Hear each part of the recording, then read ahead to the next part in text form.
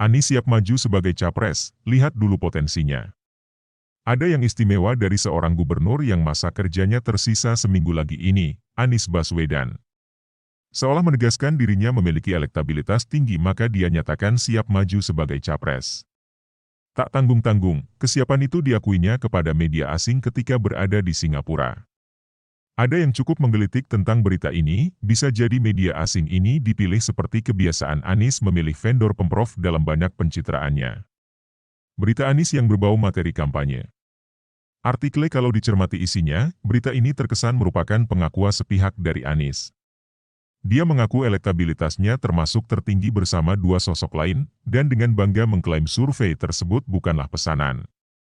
Jika kita bandingkan klaim Anies dengan berita survei terakhir, justru berita kedua yang lebih valid menunjukkan Anies hanya berada di bawah Ganjar Pranowo.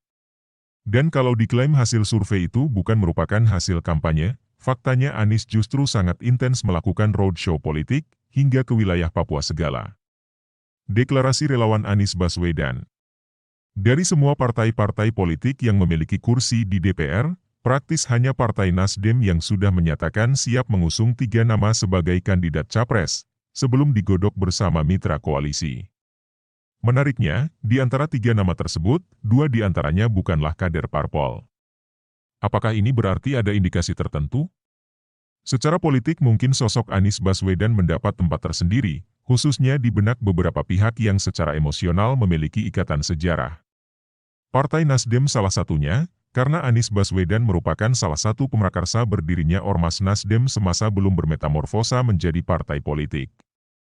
Namun hubungan Anies dengan Nasdem seperti mengalami pasang surut, terbukti pada Pilgub 2017, Nasdem justru mendukung lawan Anies waktu itu.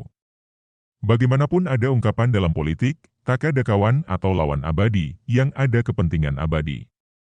Karena alasan kepentingan itulah kali ini Nasdem menggadang-gadang Anies menjadi salah satu pilihan kandidat capres yang didukungnya. Hal berbeda ditunjukkan oleh mitra kerjanya di DKI Jakarta, Anies justru terkesan sering dikritisi relatif tajam ketika berhadapan dengan legislatif. Nalar publik pun tergugah untuk mencerna suasana disharmoni antara sebagian anggota dewan dengan eksekutif.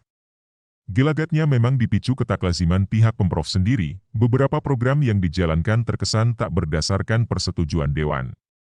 Mungkin rekam jejak Anies dalam kaitan hubungannya dengan legislatif Jakarta, akan menjadi persoalan di benak pemilih, jika yang bersangkutan akan maju sebagai kontestan.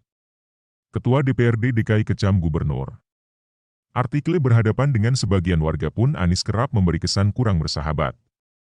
Meskipun argumen yang dia coba kembangkan beraroma baik, setidaknya dalam hal-hal tertentu justru menghadirkan keberatan dan bahkan gugatan ke PT UN. Rekam jejak yang satu ini minimal akan menjadi poin minus di benak publik. Maka kita berharap partai calon pengusungnya benar-benar menimang dengan seksama. Pertimbangan kita, celah sekecil apapun jika dikapitalisasi sedemikian rupa, akan menjadi besar di mata kompetitor. Namun lagi-lagi kita perlu mencermatinya bukan dari sekedar nilai kuantitatif. Bagi seorang pemimpin, inspirasi dan hakikat dari setiap langkahnya itulah yang lebih penting. Mengingat kita memiliki banyak calon yang potensial menjadi pemimpin terbaik, sepanjang publik memiliki ruang berpikir yang luas, kita tentu harus menimang dan mencermati para kandidat sedemikian rupa, dan pada akhirnya memperoleh sosok ideal untuk memimpin bangsa ini.